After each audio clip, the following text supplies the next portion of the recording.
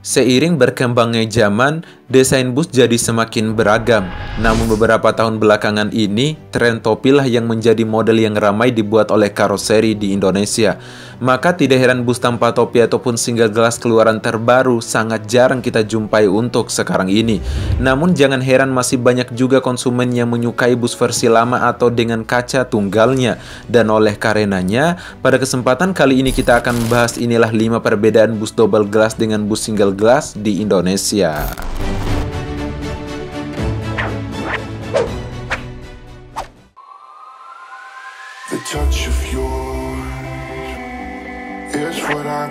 Keindahan.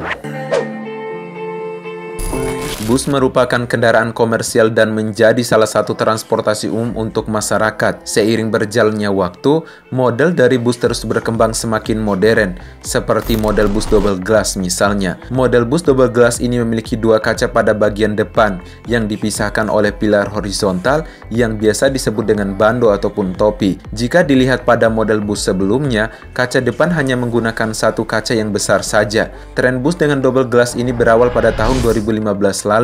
Saat ini hampir semua karoseri besar di Indonesia memiliki model bus double glass dengan kaca yang terpisah ini. Model bus double glass saat ini memang sedang ngetren dan banyak disukai oleh penumpang maupun owner dari perusahaan otobus itu sendiri.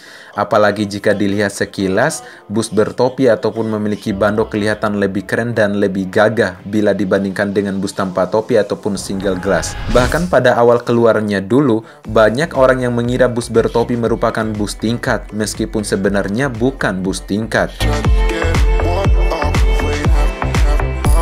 Harus diakui memang bus double glass ini kalau dilihat dari luar terlihat lebih gagah dan menawan, maka tidak heran banyak penumpang yang tertarik dan menjadikan pilihan utama untuk menemani perjalanan dengan bus jenis ini. Hal ini tentu berbeda banget dengan bus single glass ataupun bus dengan kaca tunggal yang terlihat lebih lawas dan membuat efek bantat pada tampilan busnya. Namun kembali lagi ke pandangan masing-masing. Setiap orang memiliki sudut pandang yang berbeda-beda dalam menilai sesuatu.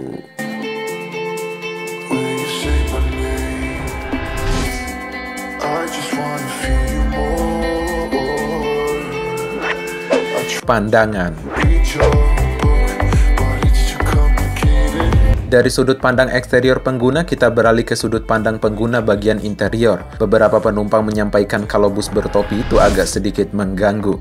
Kalau dilihat memang bagus, tapi kalau kita duduk di dalam, apalagi di kursi bagian depan, pandangan penumpang ke depan dihalangi oleh topi ataupun bando dari bus itu sendiri. Pokoknya bosan banget selama perjalanan berjam-jam, cuman mandangin bando yang melintang depan kaca. Apalagi jika ditambah sekat. Memang bukan rahasia lagi, ada tipe penumpang yang kalau naik bus harus lihat ke depan guna menikmati indahnya alam di sepanjang perjalanan, apalagi melewati hutan, perdesaan, dan lain sebagainya. Sehingga tidak jarang juga banyak orang yang memilih bodi bus agak lawas yang belum memiliki topi ataupun masih dengan single glassnya. Mungkin karena hal ini, beberapa karoseri ternama masih memproduksi bus single glass dengan tipe terbaru tentunya. Sebut saja seperti karoseri Tentrem dengan produknya New Venom yang memiliki kaca depan single glass. Kemudian ada Avante H7 yang belum lama diluncurkan. Sementara ada dari karoseri Laksana yang punya Legacy Sky dan Discovery DC03 yang baru Laksana rilis untuk bus social distancing pesanan dari perusahaan otobus sumber alam.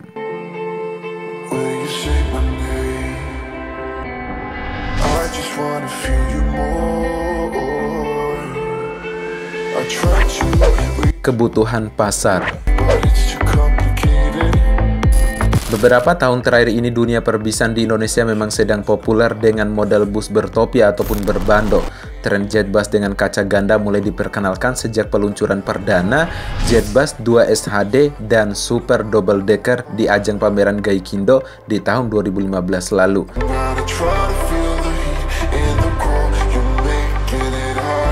Semenjak itu Adiputro tidak lagi memproduksi bus besar dengan kaca tunggal. Kemudian tren kaca ganda ini diikuti oleh banyak perusahaan pembuat karoseri lain untuk menambah variasi masing-masing produknya, lengkap dengan model dan tipe yang beragam serta dengan keunggulan masing-masing. Saat ini kebanyakan bus Indonesia mengaplikasikan kaca ganda ataupun double glass, sehingga bus kaca tunggal ataupun single glass mulai ditinggalkan. Dikarenakan banyak disukai oleh penumpang maupun owner dari perusahaan otobus, dan juga penumpang sekarang ini lebih senang ataupun lebih tertarik untuk naik bus bertipe double glass, guys.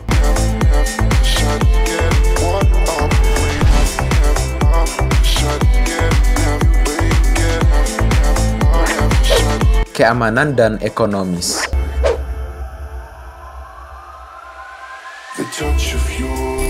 Keamanan memang menjadi faktor penting pada chassis maupun bodi bus, apalagi ketika terjadi hal-hal yang tidak diinginkan.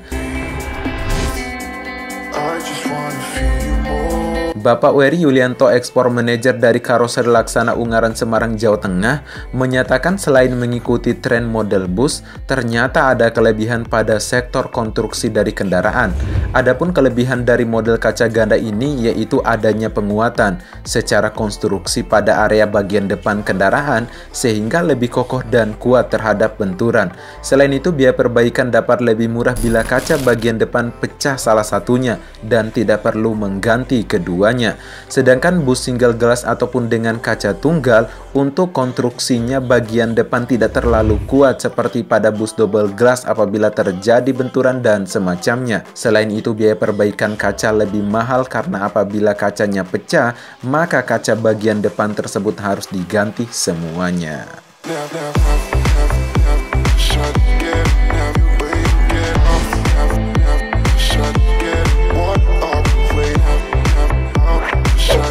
Ketinggian. Tahun demi tahun, karoseri di Indonesia menciptakan model terbaru dengan berbagai variasi, mulai dari bus single glass sampai dengan bus double glass. Tentunya dengan perubahan-perubahan yang lainnya, seperti ketinggian, lebar, dan lain sebagainya. Lantas, apakah tinggi bus double glass dan bus single glass sama? Jawabannya jelas tidak sama.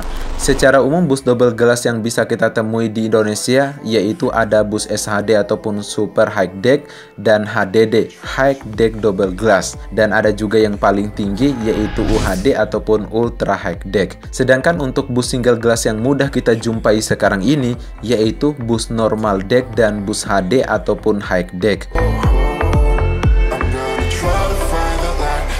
Tinggi bus SHD diperkirakan mencapai 3,9 meter dan memiliki bagasi yang lebih luas dan bahkan sepeda motor bisa dimasukkan. Untuk bus HDD ketinggiannya mencapai 3,7 meter.